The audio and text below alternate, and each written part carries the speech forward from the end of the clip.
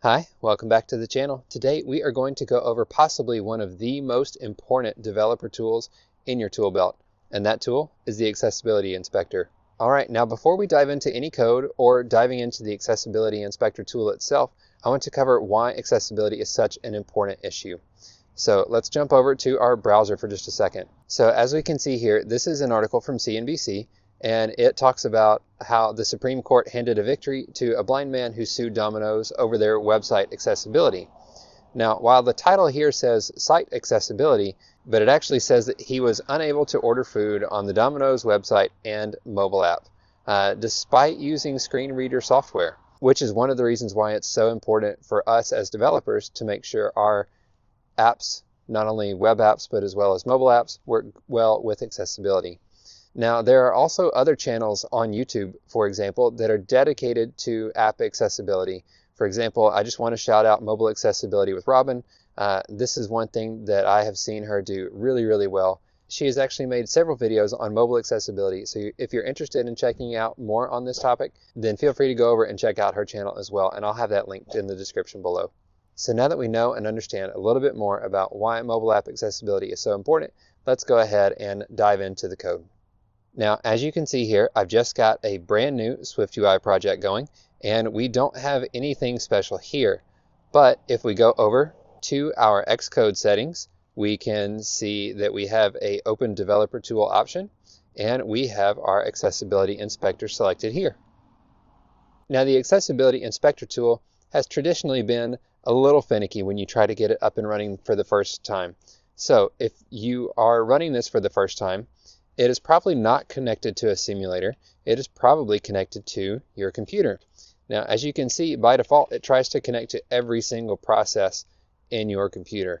But that's not what we want whenever we are working on recording app accessibility. So one thing that we can do to get this to show up is sometimes you can close it and open it a few times, or sometimes restarting Xcode is what it actually takes to get the simulator to show up. Because you want the simulator to show up with this disclosure indicator over here to the side. Because if it doesn't have that disclosure indicator over here, that means it's not accurately detecting your simulator. So let's go ahead and let's run our app that we have set up here, which is just, again, our basic implementation. All right, cool. Now that we've got that running, we can come over to our Accessibility Inspector, and we can change it back to the simulator. And we can see that we have our Demo Accessibility Inspector app listed right here. So let's go ahead and select that app. All right, now we've got our blue target window here set up and ready to go. So that means that we should be able to come over here and choose something and have it show up in our inspector. Now, as you can see over here in our inspector, now that we have selected our globe, it is showing us the same accessibility tree that the app would be using for things like UI test, as well as the things that it would be showing or saying depending on which type of accessibility features that you're using as a user for the app. Now, we can also do something fun. So if we come over here and press the play button, then you can see that it will auto-navigate through the items, speaking each one at a time. So let me go ahead and hit play here. Globe, image, hello, world, globe, image. Now, that's actually pretty powerful in and of itself to be able to just click through anything that you want and walk through it and say, what does the accessibility tree look like? How is this actually treated for a real app, even on a simulator? But one thing that makes this so powerful is that there is this option over here called Audit. You can actually run an accessibility audit from Apple, and it will check things like inverting colors, increasing contrast. It'll check the button shapes and sizes, and if things have enough contrast, those types of things. So let's go ahead and let's click on Audit, and let's have it run an audit on our simple view here. So we'll go ahead and say yes, it is okay to clear out those previous results. Cool, and as you can see, it actually found that one dynamic type font size is not supported. So if you click on that, it actually shows you which one down here, and you can expand this window here, and it'll actually highlight it and show you on the view right there. Or if you want to see it in a little bit bigger screen, it will actually highlight it here as well. Now, it says that the user will not be able to change the font size of this accessibility node, but let's go ahead and let's jump in here and try to figure out what that means. So it says there's a suggested fix. So it says this text does not support dynamic type.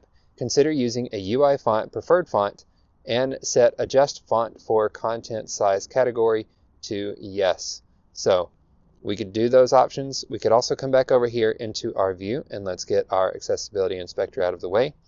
Now, as you can see, this is just using the default SwiftUI text. We aren't setting any custom font sizes, so I'm not really sure why that is saying that it doesn't work. For example, we could come down here and just check all of our type variants at once. And while, yes, this may be a little bit difficult to see, let me see if I can make this larger here.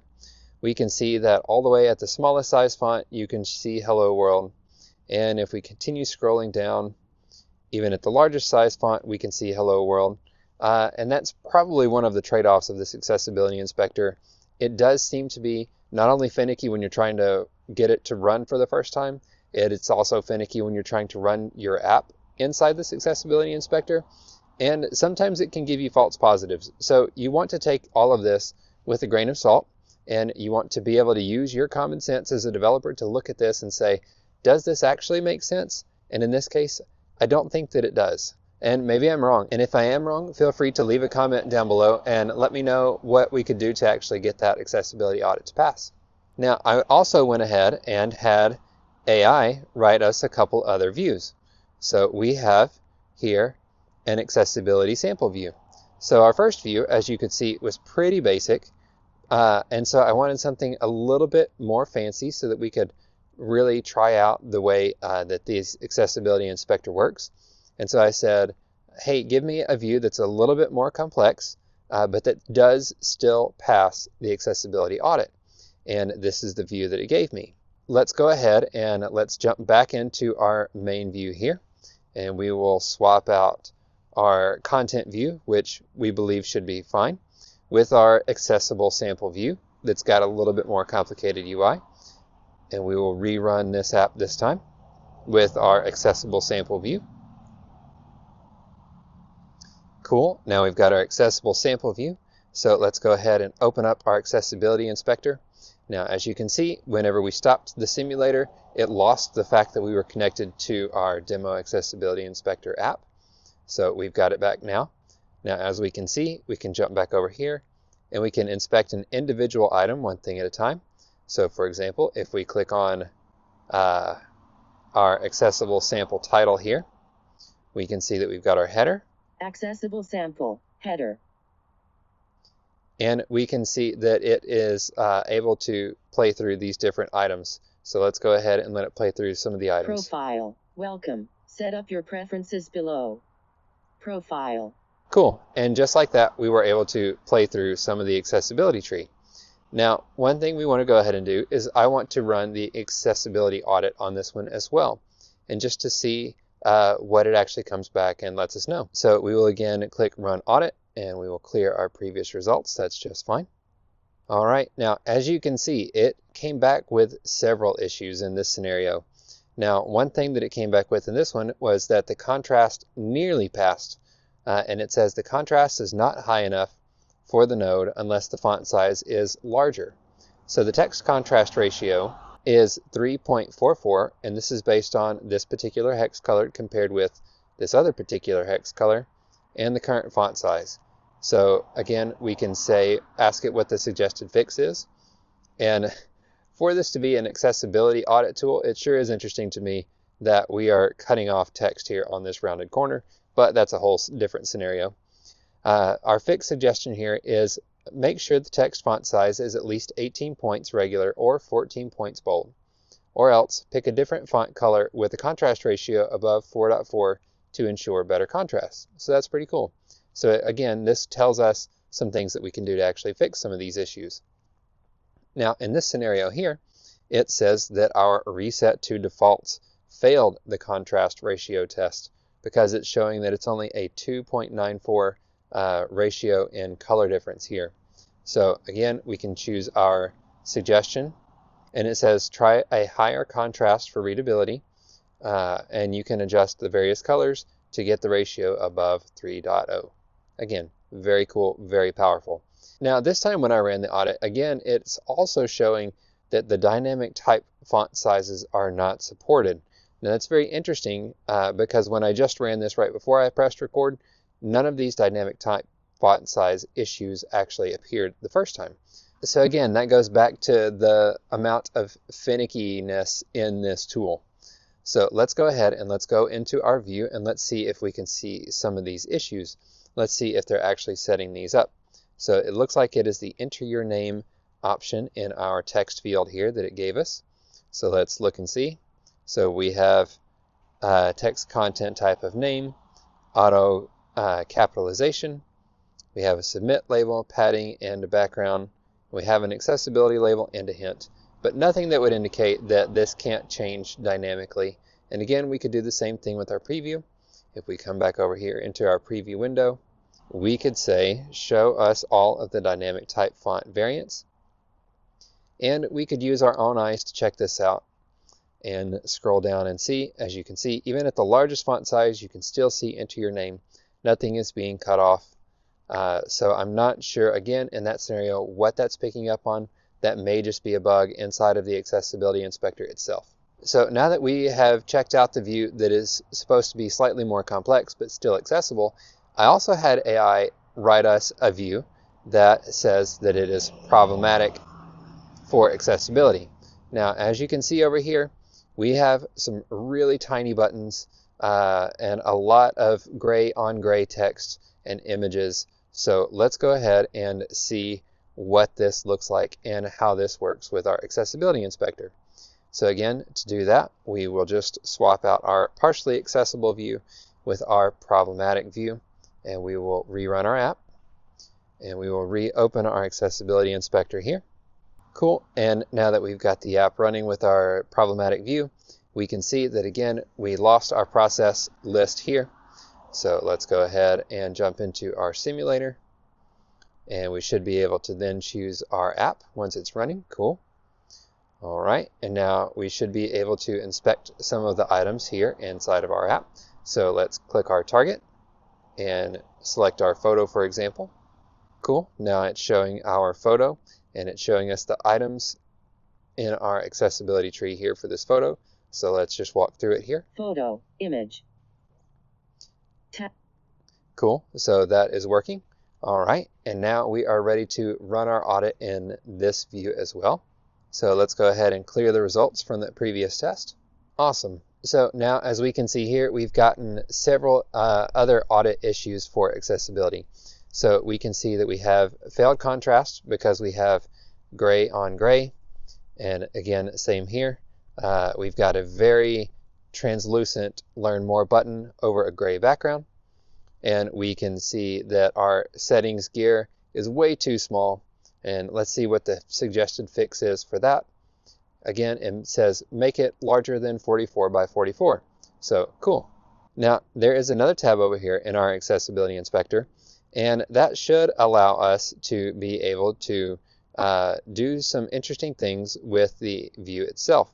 So if, for example, we change this to bold text, you could see that our text went to bold. So let's unselect that so you can see that again. And we'll turn it back on. There we go. Awesome. So now you can see that our text went to bold over here. So let's go ahead and turn that back off. And it doesn't look like it turned our checkbox off, but it does look like it turned it off in the view. Again, that's probably some weirdness with the Accessibility Inspector app itself. So let's go ahead and press that button one more time. Cool, and now it's actually off. And we should also be able to change the font size from here. So if we select the large font size, we can see the ones that worked with dynamic type did in fact grow dynamically. And our button that we had set to a fixed size isn't growing, which is exactly what we would expect. Now, this app is not only really powerful for dealing with accessibility for your mobile app itself, it's also extremely powerful for dealing with anything that you can run on your computer. For example, let's swap this back over to my laptop here, and let's say that we want to inspect our Firefox window. So let's pull up our Firefox window here. Now, I have a website opened up, so let's go ahead and let's walk through our inspector with this Firefox window selected. For example, if we choose this number 1 on this RamseySolutions.com website, we can walk through the accessibility tree on any given website. So let's go ahead and just do that really quickly. 1. https://www.ramsey-solutions.com/dave-ramsey-7-baby-steps-bs-1 image 1 link group step 1 text group save $1,000 for your starter emergency fund text group learn more about baby step 1 link. So there we go. We were able to have it actually walk the accessibility tree for any given website on our computer, not just an app, which is one of the reasons why this accessibility inspector is so powerful and such an important tool to have in your developer tool belt. And with that, feel free to like, share, and subscribe. And if you leave a comment, just be nice about it. That's all I ask. Thanks. Have a great day.